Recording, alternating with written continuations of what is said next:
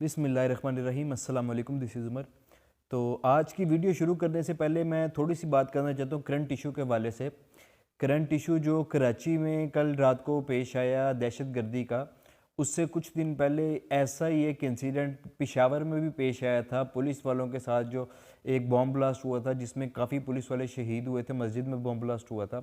अब उसी तरह का सेम वाक़या कल कराची में पेश आया, जिसमें कोई 8 से 10 दहशतगर्द एक पुलिस की बिल्डिंग को यरगमाल बनाते हैं। उधर बॉम्ब ब्लास्ट भी होते हैं, उधर कितनी देर तक फायरिंग चलती रहती है और शहरी जो इधर उधर के लोग हैं वो परेशान होते हैं। तो जिसमें कई पुलिस वाले शहीद भी होते हैं और कई ज़ख्मी हैं। लेकिन फिर तकरीबन घंटे डेढ़ के बाद पुलिस और आर्मी का ऑपरेशन होता है, जिसमें अल्हम्दुलिल्लाह दहशत गर्दों को जहन्नुम वासिल करके बाकी मुसलमानों को या बाकी इंसानों को उससे महफूज कर लिया जाता है। तो इस वाक़ये की सबसे पहले तो मैं पुरज़ोर मज़म्मत करता हूँ कि ऐसे वाक़ये पाकिस्तान में अब नहीं होने चाहिए।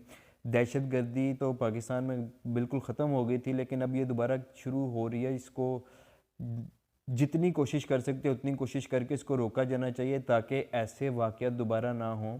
इस वाक़ये के बाद मेरे माइंड में एक सवाल आया जिसका मैंने सोचा कि मैं आपसे शेयर करूं कि पाकिस्तान में अगर हमें कोई इदारा प्रोटेक्ट करता है तो वो बॉर्डर पे हमें आर्मी करती है प्रोटेक्ट, और बॉर्डर के अंदर कंट्री के अंदर हमें पुलिस प्रोटेक्ट करती है। तो मेरे माइंड में सवाल ये आया कि अगर हमारे मुल्क में पुलिस ख़ुद भी सेफ़ नहीं है तो वो हमें कैसे सिक्योर कर सकती है। ये एक माह में ये दूसरा वाक़या पुलिस पे पेश आया है। तो अगर पुलिस ख़ुद सेफ़ नहीं है, ये चीज़ हमारी हुकूमत को, हमारे हुक्मरानों को और जितने बड़े बड़े ओहदेदारान हैं उनको ये चीज़ सोचनी चाहिए कि अगर हमारी पुलिस ख़ुद सेफ़ नहीं है तो वो शहरियों को कैसे सेफ्टी प्रोवाइड कर सकती है। तो खैर, अल्लाह पाक पाकिस्तान की हिफाजत फरमाए, पाकिस्तान को इस तरह के वाक़यात से महफूज रखे और पाकिस्तान से क्या पूरी दुनिया से दहशत गर्दी का ख़ात्मा हो। तो आज की वीडियो शुरू करते हैं। बेसिकली आज मैं बात करना चाहता हूँ पाकिस्तान के मौजूदा हालात पे, महंगाई पे, हुक्मरानों की अय्याशियों पे। मैं पर्सनली इस चीज़ से बहुत फेड अप हूँ क्योंकि मैं एक ओवरसीज़ पाकिस्तानी रहा हूँ और जितने भी ओवरसीज़ पाकिस्तानी हैं उनको पता है कि अगर वो एक अच्छे इन्वायरमेंट से पाकिस्तान के मौजूदा हालात जैसे इन्वायरमेंट में आते हैं तो उन पे क्या गुजरती है।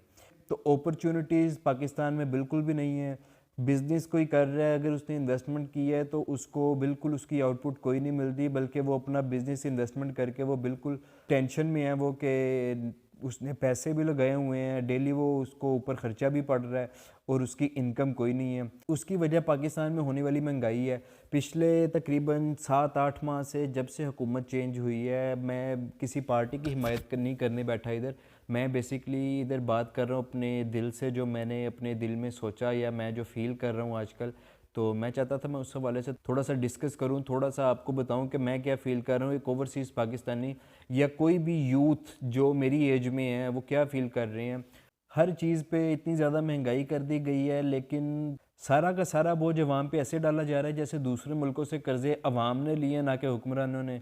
अब आप देखें कि एक बंदा दिहाड़ीदार मज़दूर 1000 रुपया जिसकी दिहाड़ी है, वो कैसे अपना सिस्टम चलाएगा। जिसके 3-4 बच्चे हैं वो बच्चों को पढ़ा तो सकता नहीं है, लेकिन इस वक्त जो हालात हैं वो बच्चों का अपना खाना पीना पूरा नहीं कर सकता। 150 रुपये का किलो आटा हो गया, 150 रुपये 200 रुपये चीनी हो गई है, तो 700-800 रुपये का घी हो गया है, 272 रुपये लीटर पेट्रोल हो गया है। तो एक आम आदमी, मेरे जैसा बंदा या मिडिल क्लास या एक लोअर क्लास बंदा कैसे अफोर्ड कर सकता है अपना डेली का सिस्टम। तो इस हवाले से हुक्मरानों को थोड़ा सोचना चाहिए। हुक्मरान अपने ख़र्चे थोड़े कम करें ताकि आवाम को उनके ख़र्चे कम करने की वजह से रिलीफ दिया जा सके। पाकिस्तान में इस वक्त जितने भी सियासतदान हैं, जितने भी हुक्मरान हैं, सब करोड़ों अरबों हैं। तो क्या आप लोग अपनी रिहाइशों में नहीं रह सकते जो आपको गवर्नमेंट की तरफ से रिहाइशें दी जाती हैं? क्या आप उन्हें गवर्नमेंट को वापस नहीं कर सकते ताकि उन्हें किसी दूसरे काम में लाया जा सके जिनसे गवर्नमेंट भी पैसे कमा सके? और फिर उसके बाद आप लोगों के पास अपनी गाड़ियाँ होती हैं, आप लोग अपना पेट्रोल खुद अफोर्ड कर सकते हैं, तो फिर भी आप गवर्नमेंट की गाड़ियाँ क्यों यूज़ करते हैं? पेट्रोल आप अपना क्यों नहीं यूज़ करते? तो आप प्रोटोकॉल्स में आप फिरते हैं। अगर आप कोई वज़ीर हैं तो आपके साथ 8-8 10-10 गाड़ियाँ प्रोटोकॉल की होती हैं, इससे ज़्यादा ही होती हैं। तो अगर आप एक गाड़ी अपने साथ रख लेंगे, आपको सेफ्टी चाहिए, जो आपको एक गाड़ी भी आपको सेफ्टी कवर कर सकती है।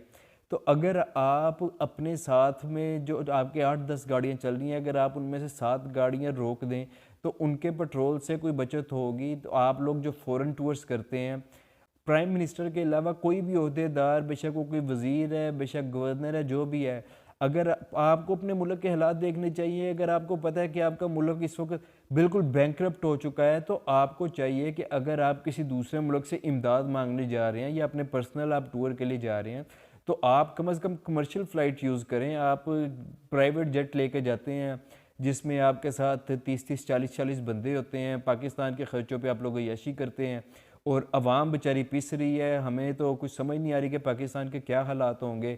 بطور پاکستانی ایک یوتھ یا ایک اوورسیز پاکستانی رہا ہوں میں، میرا تو اب بالکل بھی مجھے سمجھ نہیں آ رہی کہ پاکستان کس حالات میں جا رہا ہے. ہمارے لیے تو نہ پاکستان میں رہنے کے پیسے ہیں، نہ پاکستان سے جانے کے پیسے ہیں.